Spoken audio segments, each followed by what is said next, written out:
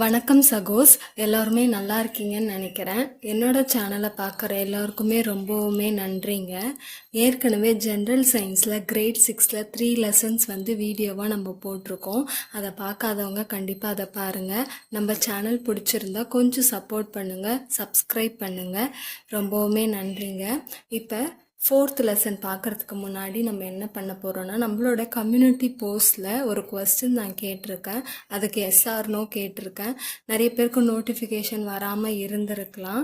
கொஞ்சம் நம்மளோட சேனலில் செக் பண்ணி பார்த்துட்டு அதுக்கான ஓட்டிங் போடுங்க. எவ்வளோ ஓட் வருது அப்படின்றத பார்த்து தான் நான் கரண்ட் அஃபேர்ஸ், அதாவது ஸ்டாட்டிக் ஜிகேவை தமிழில் எடுக்கலாமா அப்படின்ற ஒரு ஐடியா கேட்டிருக்காங்க. கொஞ்சம் சப்போர்ட் பண்ணுங்கள். வாங்க இப்போ வீடியோக்குள்ளே போகலாம். 4th லெசன் என்ன சொல்லியிருக்காங்கன்னா, சார்ட்டிங் மெட்டீரியல்ஸ் இன்டு குரூப்ஸ். இதுதான் 4th லெசனோட டைட்டிலுங்க. சார்ட்டிங் அப்படின்னா என்னென்னா வரிசைப்படுத்துதல் அப்படின்னு சொல்லலாம். மெட்டீரியல்ஸ் அப்படின்னும் போது மூலப்பொருட்கள். குரூப்ஸ்னால் உங்களுக்கு தெரியும், மூலப்பொருட்களை குழுவாக வரிசைப்படுத்துதல். ஏன் அதை வரிசைப்படுத்தணும் அப்படின்ற கொஸ்டினுக்கு எல்லாத்துக்குமே தான் இந்த ஒரு லெசனில் நம்ம ஆன்சர் பார்க்க போகிறோம். அதில் ஃபர்ஸ்ட் டாபிக் என்ன கொடுத்துருக்காங்கன்னா, ஆப்ஜெக்ட்ஸ் அரவுண்ட் அஸ். ஆப்ஜெக்ட்ஸ் அப்படின்னாலே நம்ம என்ன சொல்லுவோம்னா பொருள் அப்படின்னு சொல்லுவோம் இல்லையா. ஸோ நம்மளை சுற்றி இருக்கிற பொருட்கள், நம்மளை சுற்றி உள்ள பொருட்கள் என்னென்னலாம் இருக்குது. இப்போ நம்ம ஒரு வீடு எடுத்துக்கிட்டாலே வீட்டை சுற்றி நிறைய பொருட்கள் இருக்கும். இல்லை நீங்கள் எங்கேயா வெளியே போகிறீங்கன்னா வெளியே நிறைய பொருட்களை பார்ப்பீங்க. அது எப்படி நம்ம ஒரு குழுவாக பிரிக்கலாம் அப்படின்றது தான். First, all objects around us are made up of one or more materials. இப்போது ஆப்ஜெக்ட்ஸ்க்கும் மெட்டீரியல்ஸ்க்கும், ஆப்ஜெக்ட்னா என்ன பார்த்தோம், பொருள். மெட்டீரியல்னா என்ன, மூலப்பொருள். இது ரெண்டுத்துக்கும் உள்ள டிஃப்ரென்ஸ் என்ன அப்படின்னா, all objects around us are made up of, நம்ம பார்க்குற பொருள் எல்லாமே ஒன்று அல்லது நிறைய மூலப்பொருட்களால் ஆனது அப்படின்றது தான் இங்கே சொல்லியிருக்காங்கங்க. சரி, என்ன மாதிரியான மெட்டீரியல்ஸ் அப்படின்றது தான் இப்போ நம்ம பார்க்க போகிறோம். அதாவது என்ன மாதிரியான ஆப்ஜெக்ட்ஸ் அப்படின்றது தான் பார்க்க போகிறோம்.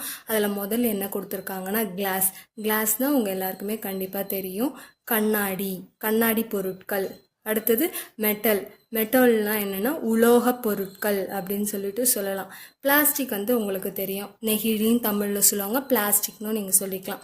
வுட் அப்படின்னா என்னென்னா மரக்கட்டை, மரம் அப்படின்னு வச்சுக்கலாம், மரக்கட்டை. காட்டன் அப்படின்னா என்னன்னு தெரியும், பருத்தி. பேப்பர்னா காகிதம். மட் ஆர் சாயில். மட்னா சேருன்னு சொல்லுவாங்க, சாயில்னா மண். ஸோ இது எல்லாமே நம்ம என்னன்னு சொல்கிறோம் அப்படின்னு பார்த்தீங்கன்னா மெட்டீரியல். இதனால் உருவாக்கப்படுறது தான் ஆப்ஜெக்ட் அப்படின்னு சொல்லிட்டு சொல்கிறாங்கங்க. இப்போ கிளாஸ்னால ஒரு பொருள் உருவாக்கப்படுறோம் அப்படின்னா, விண்டோ உருவாகுது அப்படின்னா அது என்னது, அது ஒரு ஆப்ஜெக்ட். ஸோ மெட்டல்னால ஒரு பாத்திரம் உருவாக்குறோம் அப்படின்னா என்ன, அது ஒரு ஆப்ஜெக்ட். ஸோ ஒன்று அல்லது அதுக்கும் மேற்பட்ட மூலப்பொருட்களால் ஆனது தான் என்னென்னா ஒரு பொருள் அப்படின்னு சொல்லிட்டு சொல்லியிருக்காங்கங்க. அடுத்து நம்ம 4.2 என்ன டாபிக் கொடுத்துருக்காங்கன்னு பாருங்கள். ப்ராப்பர்ட்டிஸ் ஆஃப் மெட்டீரியல்ஸ் அப்படின்னு கொடுத்துருக்காங்கங்க. ஸோ ப்ராப்பர்ட்டிஸ் அப்படின்னா என்ன சொல்கிறோம் அப்படின்னு பார்த்தீங்கன்னா, அந்த மெட்டீரியல்ஸுடைய பண்புகள் அப்படின்னு நம்ம சொல்லலாம். மெட்டீரியல்ஸ்னால் என்ன, மூலப்பொருள். அப்போ மூலப்பொருட்களுடைய பண்புகள் என்னென்ன அப்படின்றது தான் இதில் பார்க்க போகிறோம். அதில் ஃபர்ஸ்ட் ஒரு கொஸ்டினோட ஆரம்பிச்சிருக்காங்க. என்னென்னா, have you ever wondered why a tumbler is not made with a piece of cloth. இப்போ நம்ம டே டு டே லைஃப்பில் டம்ளர் யூஸ் பண்ணுறோம் இல்லையா, அது நிறைய பேர் கிளாஸில் வச்சுருக்கலாம், மெட்டலில் வச்சுருக்கலாம், இல்லை பீங்கானில் வச்சுருக்கலாம், அந்த மாதிரி நிறைய வச்சுருக்கலாம்.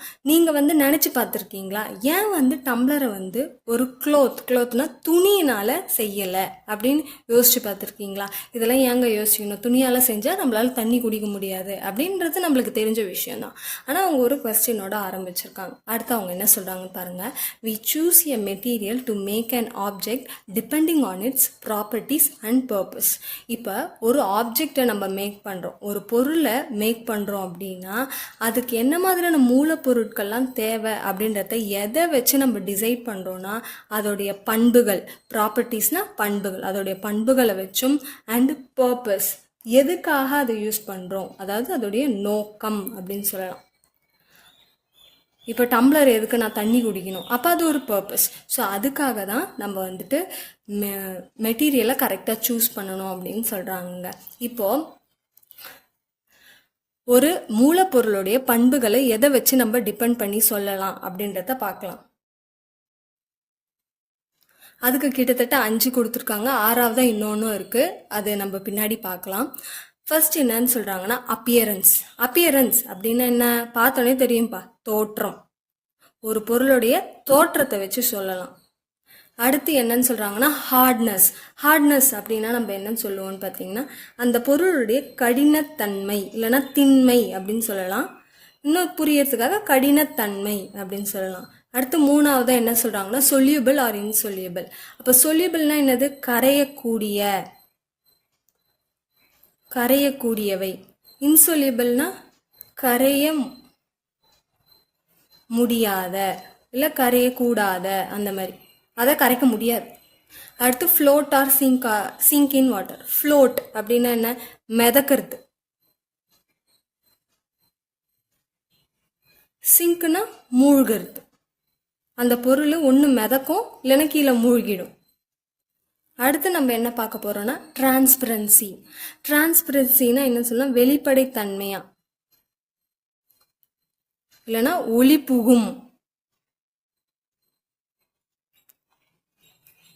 புகும் தன்மை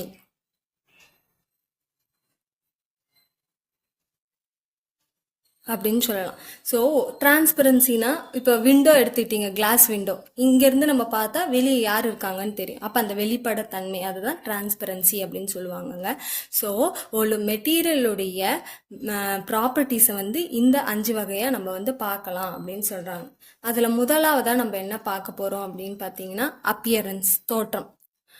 look different from each other. நீங்கள் எந்த ஒரு மெட்டீரியல் மூலப்பொருளை எடுத்தாலும் பார்க்கறதுக்கு வெவ்வேறு விதமாக தான் இருக்கும். அதுக்கு எக்ஸாம்பிள் என்ன கொடுத்துருக்காங்க? Wood, iron, copper, aluminium. இதெல்லாமே பார்க்கறதுக்கு ஒரே மாதிரி இருக்கா அப்படின்னு கேட்டிங்கன்னா இல்லை. மரம் ஒரு மாதிரி இருக்கும், மரப்பலகை ஏதாவது எடுத்துக்கோங்க. இல்லை அயன், இரும்பு ஒரு மாதிரி இருக்கும், காப்பர் ஒரு மாதிரி இருக்கும், அலுமினியம் ஒரு மாதிரி இருக்கும். ஸோ பார்க்கறதுக்கு தோற்றம் வித்தியாசமாக இருக்கு.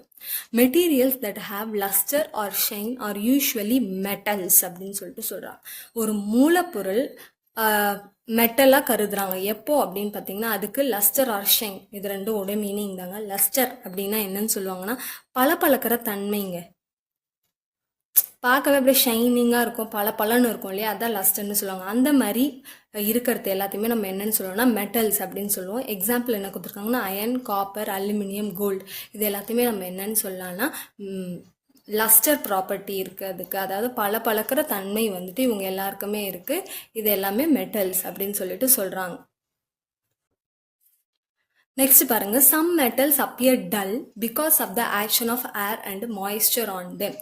இப்போ மெட்டல்ஸ் எல்லாமே வந்துட்டு என்ன இருக்குன்னு சொல்லியிருக்கோம்னா பளபளக்கிற தன்மை இருக்குன்னு சொல்லியிருக்கோம். ஆனால் சில மெட்டல்ஸ்க்கு மட்டும், சில உலோகத்தை வந்து பார்க்கறதுக்கு வந்து ரொம்பவுமே டல்லாக இருக்கும்.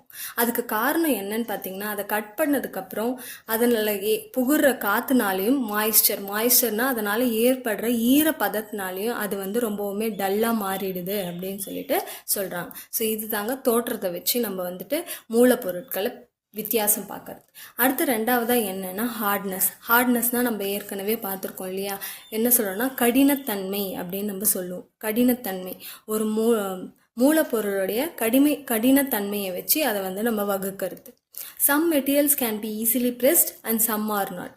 நீங்கள் ஒரு மூலப்பொருளை எடுத்துக்கிட்டிங்கன்னா இல்லை ஒரு பொருளை எடுத்துக்கிட்டிங்கன்னா சிலது வந்து நம்மளால என்ன பண்ண சுலபமாக அதை வந்து அமுக்கி பார்க்க முடியும். ஆனால் சிலதை நம்மளால வந்து அதை அமுக்கி பார்க்க முடியாது. அதை 2 டைப்பாக பிரிச்சிருக்காங்க. ஒன்று சாஃப்ட்டு, இன்னொன்று ஹார்ட். சாஃப்ட்னா உங்களுக்கு என்னன்னு தெரியும் இல்லையா, மென்மையான மூலப்பொருள், மென்மையான அப்படின்னு சொல்லலாம். ஹார்ட் அப்படின்னா என்ன? கடினமான மூலப்பொருள் அப்படின்னு சொல்லிட்டு சொல்லலாம். ஸோ மென்மையான மூலப்பொருள்லாம் அது ஈஸியாக கம்ப்ரஸ் பண்ணிடலான்னு சொல்லிட்டு சொல்கிறாங்க. ஸோ கம்ப்ரஸ் அப்படின்னா என்னென்னா நெருக்கமாக அழுத்த முடியும், நல்லா ஸ்ட்ராங்காக அழுத்தி பார்க்க முடியும் உங்களால். ஆனால் அதுவே கடினமான மெட்டீரியல், ஹார்ட் மெட்டீரியலை உங்களால் ஈஸியாக அழுத்த முடியாதுன்னு சொல்லிட்டு சொல்கிறாங்க. அடுத்து 3வது வித்தியாசம் என்னன்னு சொல்கிறாங்கன்னா சொல்யூபிள் ஆர் இன்சொல்யூபிள். சொல்யூபிள்னா கரையக்கூடிய, இன்சொல்யூபிள்னா கரையாதவை அப்படின்னு சொல்லிட்டு சொல்லலாம். Substance have completely dissolved in water, அதை தான் நம்ம சொல்யூபிள்னு சொல்லுவாங்க. ஏதோ ஒரு சப்ஸ்டன்ஸ் எடுத்துக்கிறீங்க, சால்ட்டாக இருக்கலாம், சுகராக இருக்கலாம், அது வந்து தண்ணியில் சுத்தமாக ஃபுல்லாக கரைஞ்சிருச்சு. டிசால்வ்ட் அப்படின்னா என்னதுன்னா கரைதல். ஃபுல்லாகவே கரைஞ்சிருச்சு அப்படின்னா அது நம்ம சொல்யூபிள்னு சொல்லுவோம். அதுவே சப்ஸ்டன்ஸ் டு நாட் டிசால்வ், இங்கே பாருங்கள் இதுதான் இம்பார்ட்டன்ட். டு நாட்னா என்னது? கரையலை, கரையாத. வாட்டரில் கரையவே இல்லை அப்படின்னா அந்த சப்ஸ்டன்ஸ் என்னன்னு சொல்லுவோம்னா இன்சொல்யூபிள் அப்படின்னு சொல்லிட்டு சொல்லுவாங்க. Water plays an important role in functioning in our body. நம்மளோட உடம்புல இருக்க சப்ஸ்டன்ஸ் எல்லாத்தையும் கரைய வைக்கிறதுக்கு ஒரு முக்கியமான பங்கு எது வகிக்குதுன்னு சொல்கிறாங்கன்னா தண்ணீர் அப்படின்னு சொல்கிறாங்க. சரி, இப்போ வந்து சப்ஸ்டன்சஸ்னால் சாலிட், அதாவது சால்ட்டு, சுகர், அதெல்லாமே வந்துட்டு சாலிட் ஸ்டேட்டில் இருக்குது. அதேமாதிரி லிக்விடாக இருந்தாலும் கேஸாக இருந்தாலும் கரையுமா அப்படின்னு நிறைய பேர் கேட்கலாம். இப்போ do liquids also dissolve in water? தண்ணியில் லிக்விடே கரையுமா அப்படின்னு கேட்டிங்கன்னா சிலது கரையும், சிலது கரையாதுன்னு சொல்கிறாங்க. அதேமாதிரி கேஸஸ்லேயும் சிலது கரையும், சிலது கரையாது. அதுக்கு எக்ஸாம்பிள் என்ன கொடுத்துருக்காங்க? Oxygen gas. இது வந்து தண்ணியில் கரையக்கூடிய கேஸ் அப்படின்னு சொல்லிட்டு சொல்லியிருக்காங்க. இதுதான் தேர்ட் ப்ராப்பர்ட்டி. இப்போ ஃபோர்த் ப்ராப்பர்ட்டி பார்க்கலாம். Objects may float or sink in water. அந்த பொருள் வந்துட்டு தண்ணியில் போட்டிங்க அப்படின்னா ஒன்று மிதக்கும் இல்லைன்னா மூழ்கும் அப்படின்னு சொல்லிட்டு சொல்கிறாங்க. அதுக்கு 2 எக்ஸாம்பிள் கொடுத்துருக்காங்க. இப்போ கீனா சாவின்னு உங்களுக்கு தெரியும். காயின்ஸ்னால் வந்துட்டு நம்ம யூஸ் பண்ணுற காசு. இது எல்லாமே என்ன ஆகும்னா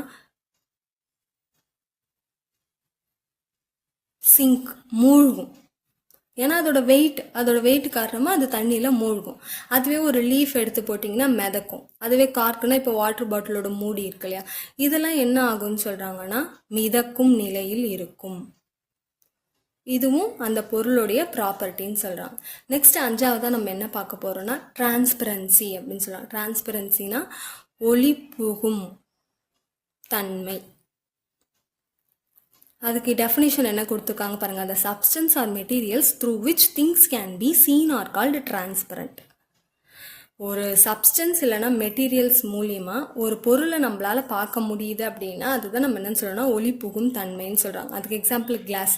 இப்போ கிளாஸ் டோர் இருக்குது, இந்த பக்கம் நீங்கள் நிற்கிறீங்கன்னா அந்த பக்கம் யார் போகிறாங்கன்னு பார்க்க முடியும். அதேமாரி தண்ணி மூலியமாக பார்க்க முடியும், காற்று மூலியமாக பார்க்க முடியும். சில பிளாஸ்டிக், அதாவது பிளாஸ்டிக்லேயே ரொம்ப தின்னாக இருக்க பிளாஸ்டிக்கெல்லாம் வச்சு அந்தாண்ட பக்கம் யார் இருக்காங்கன்னு உங்களால் பார்க்க முடியும். இதுவே ஒரு இரும்பு கேட் இருக்குன்னா உங்களால் அந்த பக்கம் யார் இருக்காங்கன்னு பார்க்க முடியாது. அது ஒளி புகா தன்மை அப்படின்னு சொல்லிட்டு பார்க்கலாம். இதை தான் நம்ம என்னன்னு சொல்கிறோம்னா டிரான்ஸ்பரன்சி ப்ராப்பர்ட்டி அப்படின்னு சொல்கிறோம். நெக்ஸ்ட் நம்ம என்ன பார்க்க போகிறோம்னா அதுக்கு ஆப்போசிட்டான ஒபேக். ஒபேக் அப்படின்னா என்னென்னா ஒளி புகாத்தன்மை. நான் சொன்னேன் இல்லையா, இப்போ ஒரு அயன் டோர், அதில் வந்துட்டு பின்னாடி யார் இருக்காங்கன்னு உங்களால் பார்க்க முடியாது. The substance or materials through which things cannot been scene.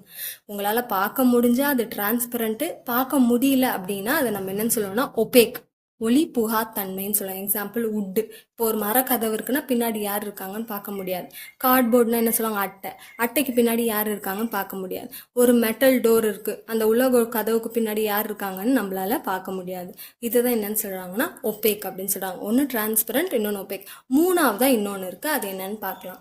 இப்போ 3ஆவதாக இருக்கிறது என்னென்னா டிரான்ஸ்லுசன்ட் அப்படின்னு சொல்லிட்டு சொல்கிறாங்க. இப்போ டிரான்ஸ்லுசன்ட் அப்படின்னா என்னென்னா ஒளி கசியும் தன்மை. அதாவது இது இன்னும் ஈஸியாக சொல்லணும்னா போகும், பார்க்கலாம், ஆனால் கிளியராக உங்களால் பார்க்க முடியாது அப்படின்றது தான். The materials through which objects can be scene.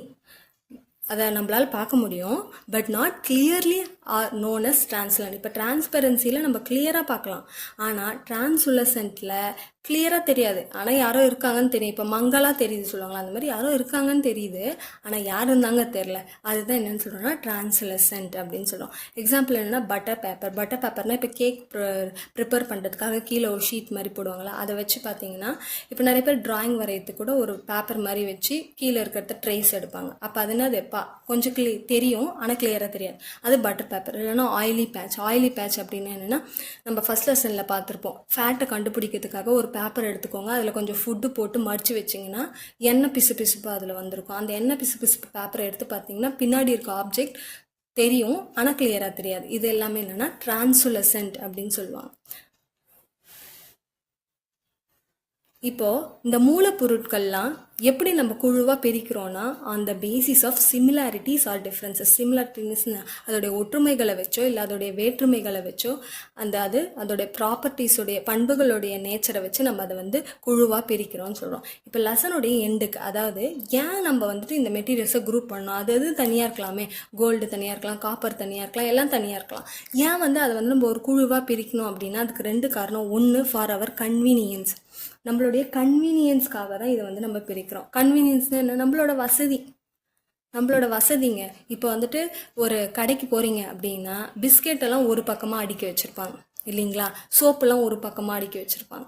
ஏன் அந்த மாதிரி பண்ணுறாங்கன்னா, இப்போ யாராவது சோப்புன்னு கேட்டால் டக்குன்னு அங்கே போய் எடுத்துன்னு வந்து கொடுத்துரும். நம்மளோட வசதிக்காக தான் இந்த மூலப்பொருட்களை நம்ம வந்துட்டு குழுவாக பிரிக்கிறோன்னு சொல்கிறாங்க. 2வது, டு ஸ்டடி தேர் ப்ராப்பர்ட்டிஸ். அது மட்டும் இல்லாமல் அதோடைய பண்புகளை பற்றி தெரிஞ்சுக்கிறதுக்காகவும் ஒவ்வொரு மூலப்பொருட்களுடைய பண்புகள் என்னென்ன அப்படின்றத தெரிஞ்சுக்கிறதுக்காகவும் நம்ம வந்துட்டு அதை வந்துட்டு தனித்தனியாக பிரித்து குரூப்பாக பிரித்து வைக்கிறோம் அப்படின்னு சொல்லிட்டு சொல்கிறாங்க. ஸோ இதுதான் இந்த லெசன். நெக்ஸ்ட்டு நம்மளுடைய மெயின் இம்பார்ட்டண்டான கொஸ்டினுக்கு வந்துட்டோங்க. இது வந்துட்டு புக் பேக் கொஸ்டின்ஸ் கிடையாதுங்க. இது நான் தனியாக எடுத்து வச்சிருக்கிறது, ஆனால் இம்பார்ட்டன்ட். இதுவும் உங்களுக்கு தெரிஞ்சிருக்கணும் அப்படின்றதுக்காக தான். சரி, important MCQ. First, hardest known natural substances. So ஹார்டஸ்ட்னா என்ன? கடினமான அப்படின்றது உங்களுக்கு ஏற்கனவே தெரியும் இல்லையா. ஸோ ஹார்டஸ்ட்னா கடினமாக இருக்கிற ஒரு நேச்சுரல் சப்ஸ்டன்ஸ் எது, ஒரு இயற்கையான பொருள் எது அப்படின்னு கேட்குறாங்க. அதுக்கு ஆன்சர் என்னன்னு பார்த்தீங்கன்னா டைமண்ட். டைமண்ட் எப்படி கிடைக்குது? வைரம் எப்படி கிடைக்குது? இயற்கையாக கிடைக்கிற ஒரு சப்ஸ்டன்ஸ். அதுதான் இருக்கிறதுல அது ரொம்பவுமே கடினமான சப்ஸ்டன்ஸ் அப்படின்னு சொல்லிட்டு சொல்கிறாங்க. நெக்ஸ்ட் கொஸ்டின், நான் லஸ்ட்ரஸ் மெட்டீரியல். லஸ்டர் அப்படின்னு இப்போ பலன்னு இருக்கிறது தாங்க லஸ்டர். அப்போ நான் லஸ்ட்ரஸ்னால் பலன்னு இல்லாத பொருள் ஏதாவது ஒன்று சொல்லுங்க அப்படின்னா உட்டு. மரம் வந்து பலன்னு இல்லை. மெட்டல்ஸ்லாம் எடுத்துக்கிட்டிங்கன்னா பளபளக்கிற தன்மை இருக்குது. Third question, which of the following material is pliable. இது ஸ்பெல்லிங் வந்துட்டு நான் எழுதியிருக்கேன், புரியலன்னா கேட்டுக்கோங்க. PLIABLE. ஸோ இந்த ப்ளியபிள் அப்படின்னா என்னென்னா எளிதில் நெகிழக்கூடிய. அதாவது இப்போ இதுக்கு ஆன்சர் என்னன்னு பார்த்தீங்கன்னா பேப்பர். அதாவது ஈஸியாக கிழிக்க முடியும், நம்ம இஷ்டத்துக்கு அதை வந்து என்ன வேணால் பண்ண முடியும் அப்படின்றது தானே ப்ளியபிள் அப்படின்னு சொல்கிறாங்க. Next, dash is bad conductor of electricity. மின்சாரத்தை எளிதில் கடத்த முடியாத ஒரு பொருளை கேட்குறாங்க. அது என்னென்னா ரப்பர்னால மின்சாரத்தை கடத்த முடியாது, அதனால அது வந்து bad conductor. Which of the following properties of material is not considered during classification? இப்போ ப்ராப்பர்ட்டிஸ் ஆஃப் மெட்டீரியல்ஸ் இப்போ நம்ம பார்த்தோம்ல, அப்பியரன்ஸ் வச்சு, டிரான்ஸ்பரன்சி வச்சு, அதை வச்சுலாம் நம்மளால் வந்து ஒவ்வொரு மூலப்பொருளையும் பிரிக்க முடியும். ஆனால் எதை வச்சு பிரிக்க முடியாதுன்னா அதோடைய மாஸ்னா என்ன? வெயிட்டை வச்சு இவங்கெல்லாம் ஒரு குழு, இவங்கெல்லாம் இன்னொரு குழு அப்படின்னு நம்மளால் பிரிக்க முடியாது. பிரித்தாலும் அது தப்பு அப்படின்னு சொல்கிறாங்க. Next, silver metal exposed to air it turns. இப்போ நம்ம என்ன பார்த்தோம் அப்படின்னா மெட்டல்ஸ் வந்துட்டு காற்றுனால டல்லாக ஆரம்பிக்கும். இப்போ சில்வர் வந்துட்டு பார்க்கறதுக்கு என்ன கலரில் இருக்குன்னா ஒரு சில்வர் ஒயிட் கலரில் இருக்கும். அதுவே அதை நீங்கள் கட் பண்ணிட்டீங்கன்னா இல்லை போக காற்றுனால என்ன கலராக மாறும் உங்களுக்கே தெரியும். ஒரு சில்வர் செயின் போட்டிருக்கீங்கன்னா போக காற்றுனால அது என்ன கலராக மாற ஆரம்பிச்சிடும்னா பிளாக் கலரில் மாற ஆரம்பிச்சிடும் அப்படின்னு சொல்கிறாங்க. நெக்ஸ்ட் கொஸ்டின் பாருங்க, what to you call a substance through things are partially visible. இதுதான் பார்ஷியலின்னா என்ன? பாதி, கொஞ்சம் தெரியுங்க, கொஞ்சம் தெரியாது அப்படின்னு சொல்லலாம். அப்போ ஃபுல்லாக விசிபிள்னு கேட்டாங்கன்னா கண்டிப்பாக டிரான்ஸ்பரன்சின்னு சொல்லிடலாம். ஆனால் அவங்க என்ன சொல்கிறாங்க, பாதி தான் தெரியுங்க அப்படின்னா அதுக்கு நான் என்ன சொல்லியிருக்கேன்? டிரான்ஸ்லுசன்ட். பாதி தெரியுது அப்படின்னா என்ன? டிரான்ஸ்லுசன்ட் அப்படின்னு நம்ம சொல்லலாம். நெக்ஸ்ட் கொஸ்டின் பாருங்க, 8th question, material which is insoluble in water. வாட்டர்லேயே கரைய முடியாத அப்படின்ற ஒரு திங் ஏதாவது சொல்லுங்க. வாட்டரில் கரைக்க முடியாதுப்பா இதை அப்படின்னா அதுக்கு ஒரு எக்ஸாம்பிள் தான் என்னன்னு சொல்கிறாங்கன்னா சாக் பவுடரை நம்மளால் வாட்டரில் கரைக்க முடியாது. ஹெக் வில் ஃப்ளோட் இன். இப்போ ஒரு கிளாஸில் சால்ட் வாட்டர் சுகர் 2 எடுத்துக்கிட்டிங்கன்னா அதில் முட்டையை உடச்சி ஊற்றுனீங்கன்னா முட்டை ஒன்றுத்தில் மிதக்கும், இன்னொன்றுத்தில் மூழ்கும். இங்கே என்ன கேட்டிருக்காங்க அப்படின்னா மிதக்கிறது. எதில் மிதக்கும்னு சொல்கிறாங்கன்னா சால்ட் வாட்டரில் ஊற்றுனீங்கன்னா மிதக்கும்.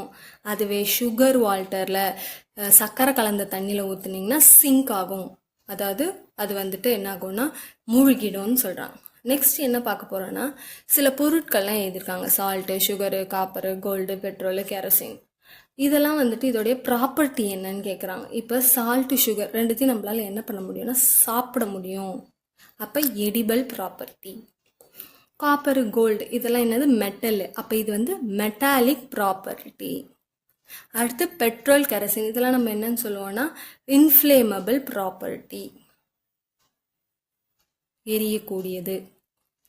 ஸோ இந்த லெசனில் நம்ம லெசனுக்கான டீட்டெயில்ஸ் பார்த்தோம். அது மட்டும் இல்லாமல் இம்பார்ட்டண்டான 10 MCQs பார்த்தோம். இந்த வீடியோ உங்களுக்கு யூஸ்ஃபுல்லாக இருந்தால் கண்டிப்பாக ஒரு லைக் போடுங்க. தேங்க்யூ.